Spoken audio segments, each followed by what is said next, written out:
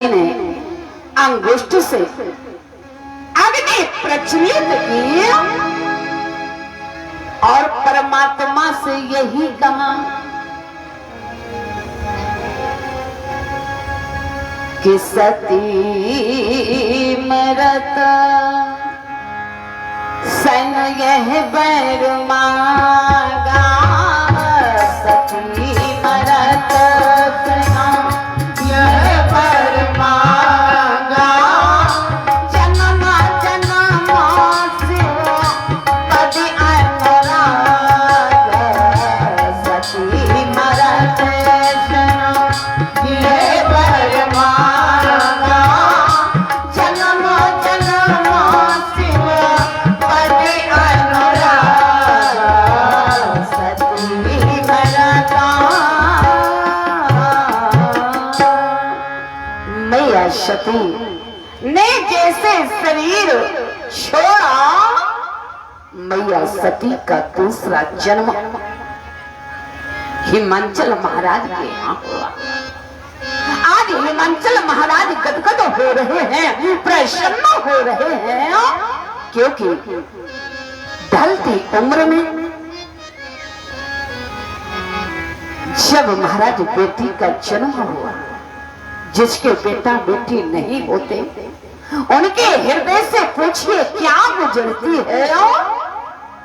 आज हिमांचल महाराज मैया मैना गदगद हो रहे हैं, प्रसन्न हो रहे हैं। सभी पशु पक्षी नदी से सुंदर करकल की आवाज आ रही है, इतनी प्रसन्नता महाराज।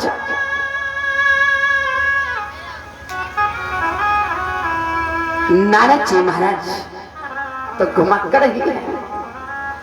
ये सुनकर के नारद जी महाराज जैसे पहुंचे, आज हिमांचल महाराज नारद जी महाराज से कहने लगे, महाराज बड़ी कृपा हुई, किसी संत का आगमन यदि बिना बुलाए हो जाए तो कितनी सुंदर बात है। महाराज मेरे यहाँ ढलती उम्र में बेटी का जन्म हुआ है, मेरी बेटी की रेखाएं देख ले महाराज, हाथ देख ले, मेरी बेटी का घर वर कैसा मिलेगा। नारद जी महाराज इधर उधर करने लगे, अभी बेटी छोटी है, रेखाएं ठीक से उछली नहीं है। हिमांचल महाराज कहने लगे, महाराज देखा जाए, आप ज्योतिष के बहुत बड़े प्रकांड विद्वान हैं। नारद जी महाराज ने जैसे देखा, नारद जी महाराज कहने लगे, महाराज आपकी बेटी बड़ी सौभाग्यशाली, आपकी बेटी के नाम से आप लोगों का नाम रोशन होगा। आज नारद जी महाराज देख रहे हैं कि जोगी जटेला आकामनो नगन अमंगल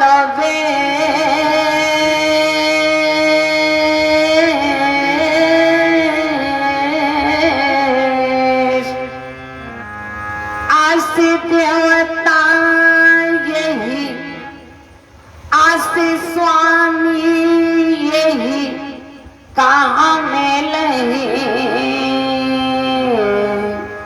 परी आस्था असीरे।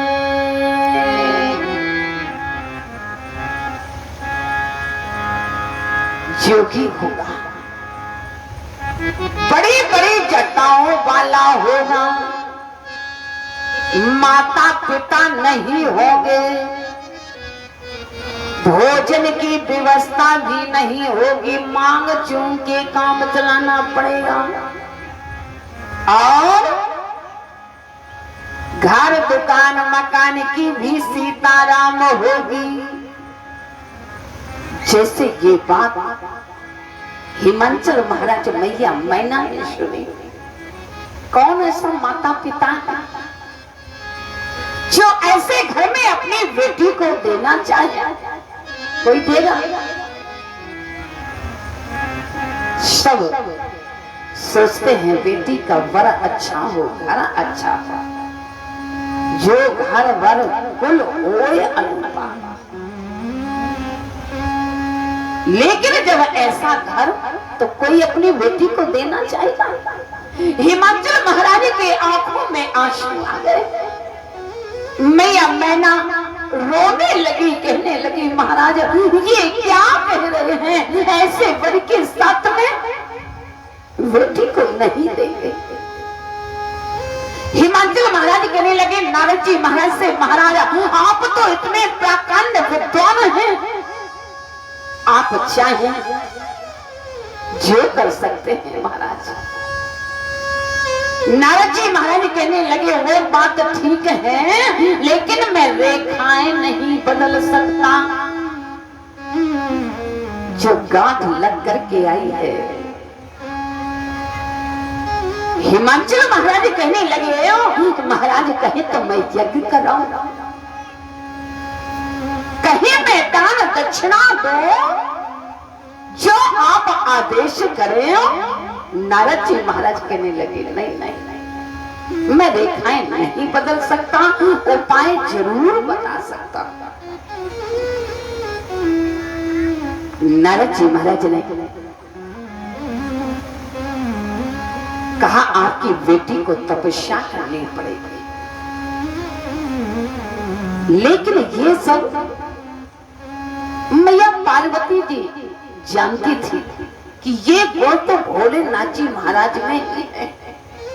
मैया पार्वती जो तो गदगद हो गई थी, प्रसन्न हो गई थी, लेकिन हिमाचल महाराज और मैया मैना बहुत दुखी।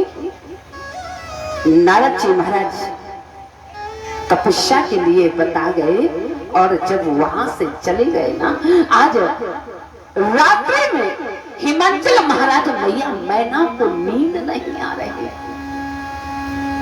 लोग क्या कहेंगे, अपनी बेटी को कैसे घर में दिया। प्रातः काल हुआ, हिमाचल महाराज कहने लगे जाओ जाकर के बेटी को समझा के आओ। मैया मैना जाती हैं मैया पार्वती जी के पास और गोद में बैठा लेती हैं। इतनी छोटी अवस्था में मेरी बेटी तपस्या के लिए जाएगी, आंखों में आंसू आ जाते हैं। मैया पार्वती जी समझ जाती हैं। मैया पार्वती जी माँ से कहती हैं, माँ आज रात्रि में मुझे स्वप्न हुआ, एक गौर वर्ण सफेद वस्त्र में एक ब्राह्मण मेरे से तपस्या के लिए कह रहे हैं, प्रेरित कर रहे हैं, माँ मैं तपस्या के लिए जा रही हूँ। मैया मैंने जैसे मैया पार्वती जी को जमीन में बैठाया, हृदय से हृदय लग करके रोने लगी। मेरी बेटी इतनी छोटी उम्र में तपस्या के लिए जा रही। मैया पार्वती जी ने इतनी तपस्या की महाराज, कहते हैं 3000 वर्ष बेल पत्र के सूखे पत्ते पर महाराज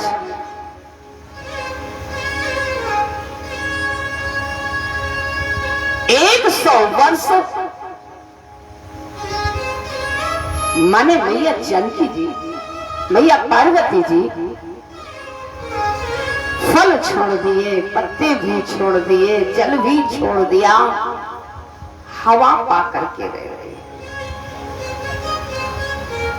और यहाँ भोलेनाथ जी महाराज भजन कर रहे हैं, क्योंकि उस समय से भोलेनाथ जी महाराज का भी मन नहीं लगा। कहीं रामायण सुन रहे हैं तो कहीं सत्संग सुन रहे हैं।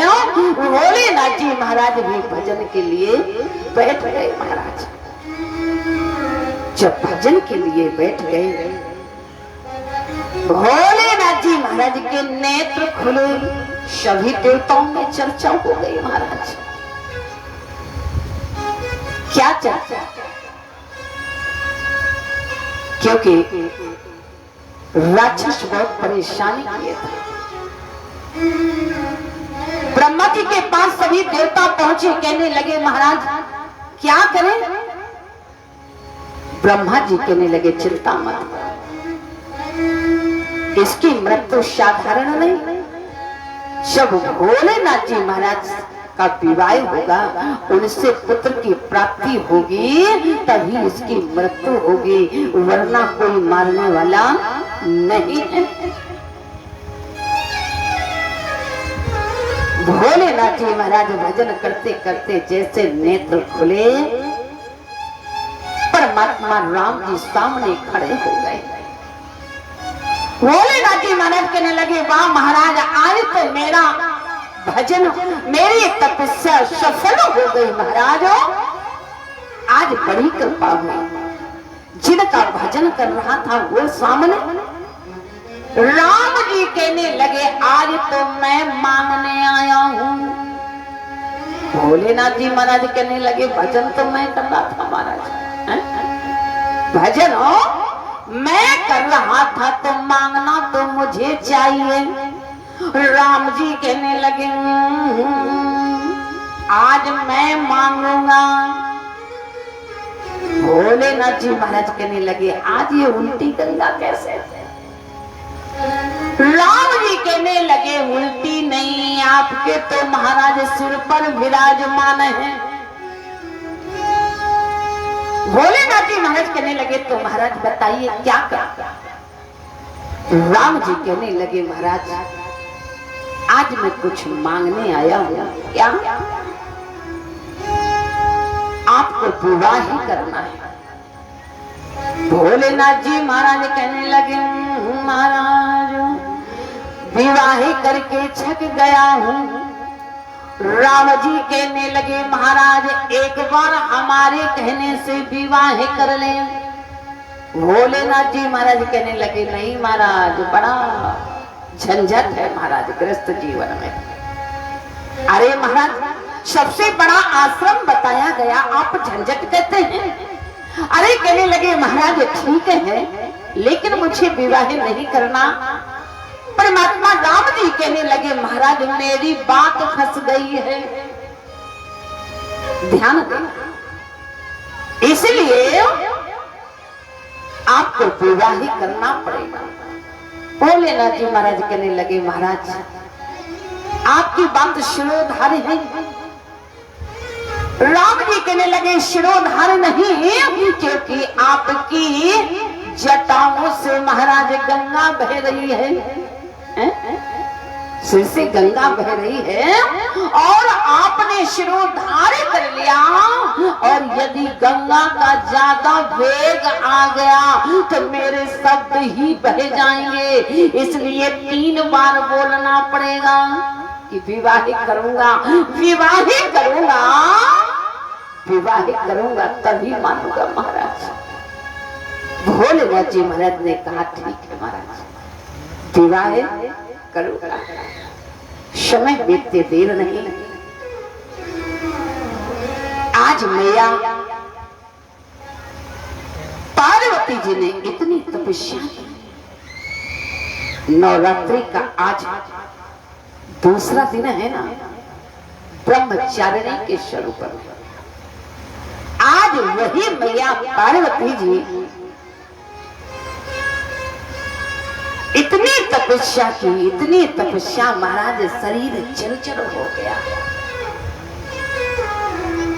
भोलेनाथ जी महाराज ने सप्त ऋषियों से कहा जाओ